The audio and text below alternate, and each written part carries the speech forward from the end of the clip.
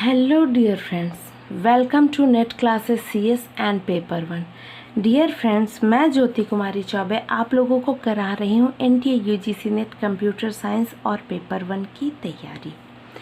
यहाँ नवंबर 2020 में एक बहुत इम्पॉर्टेंट क्वेश्चन आया है RSA पब्लिक की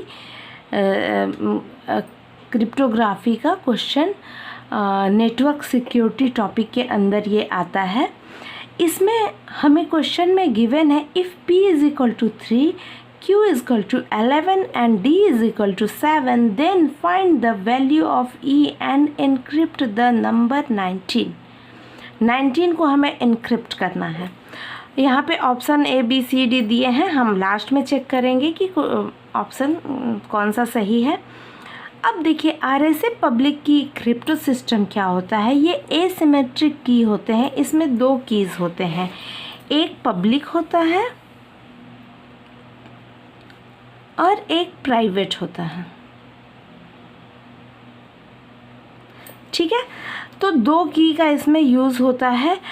P एंड Q दो लार्ज प्राइम नंबर हम लेते हैं और उसका हम P और Q जो लार्ज प्राइम नंबर लेते हैं वो क्यों लेते हैं, क्योंकि इस सिस्टम को मोर सिक्योर बनाया जा सके।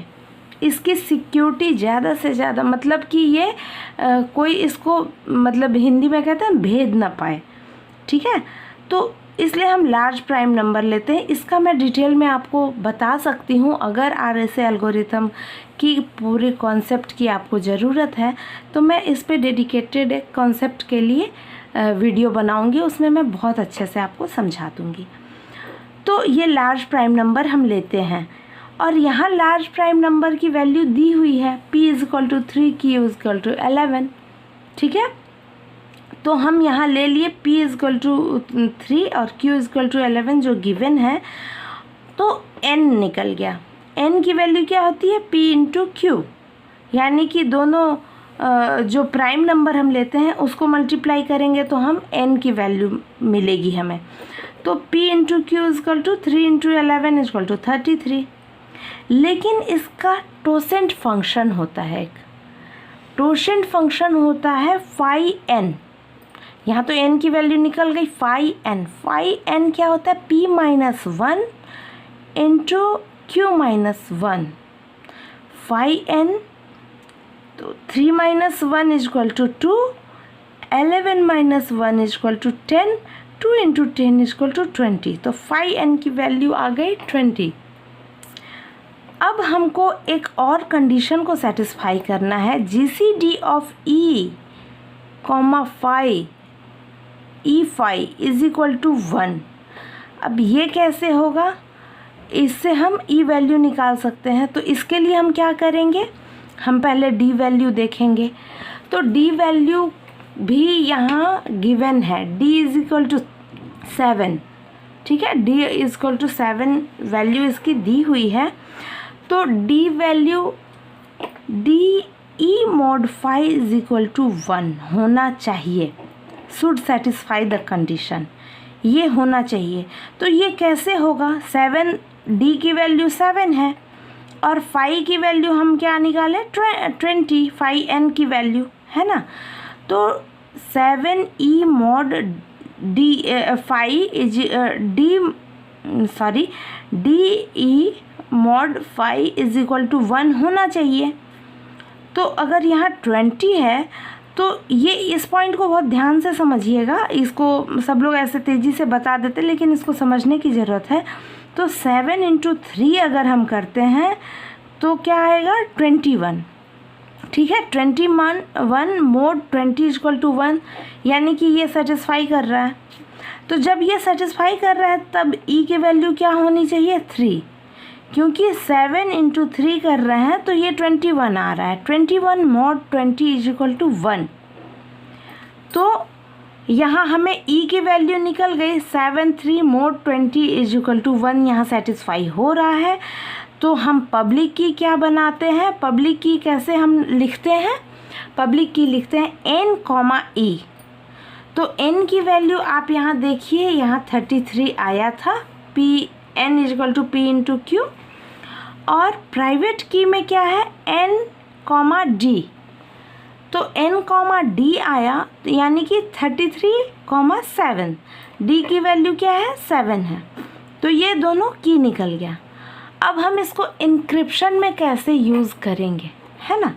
तो इंक्रिप्शन क्या होता है, m is less than n, तो हमको अब इसको c is equal to m to the power e mod n, तो c क्या है, साइफर टेक्स्ट है। साइफर टेक्स्ट यानी आफ्टर इंक्रिप्शन जो वैल्यू आती है, तो m to the power e mod n, तो m क्या है, m है जिसका हमको फाइंड करना है नंबर 19, ठीक है। ये नंबर 19 हमें दिया हुआ है जिसकी वैल्यू हमें इनक्रिप्ट करके निकालनी है। e की वैल्यू निकल गई, e की वैल्यू कितनी आई, 3 आई, ठीक है। तो हम यहाँ ऑप्शन में देखिए, आप देख सकते हैं कि यहाँ जो ऑप्शन ए दिया है, ए ऑप्शन दिया, इसमें 20 और 19 है, यहीं पे ये ऑप्शन कट हो गया, ठीक है।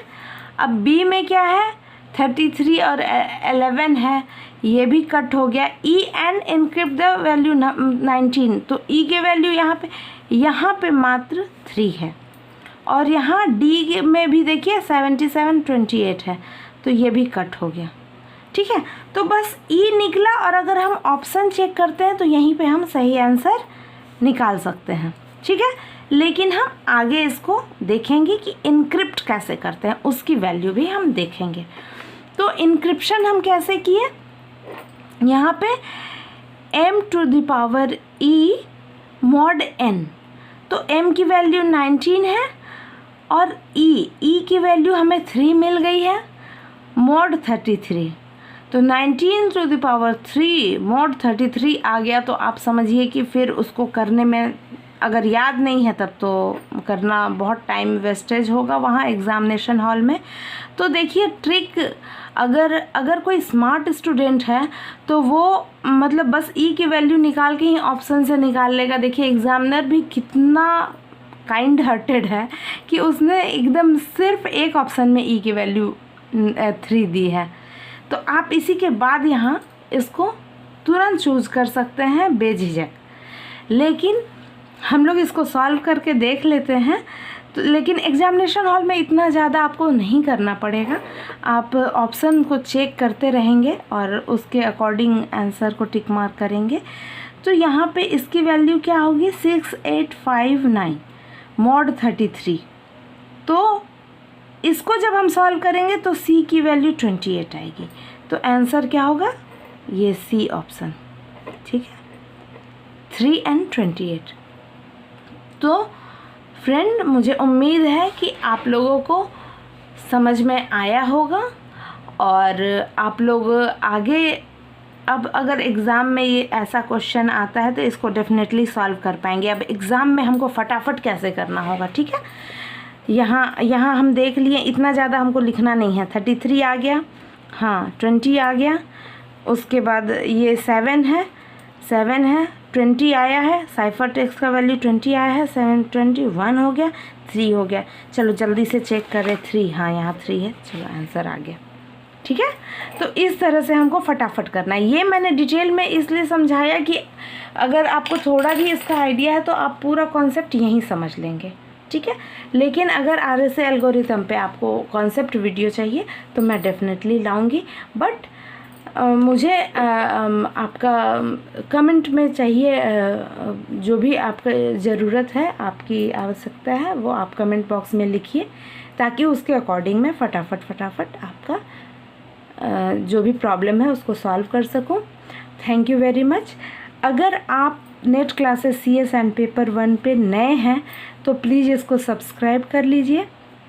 अगर ये क्वेश्चन यूज़फुल लगता है, मेरे लेक्चर से आपको फ़ायदा होता है, मेरे बताने के तरीके से आपको कुछ भी हेल्प हुआ है, तो इसको शेयर कीजिए, लाइक कीजिए और पढ़ते रहिए, बढ़ते रहिए। Thank you dear friends, thank you very much.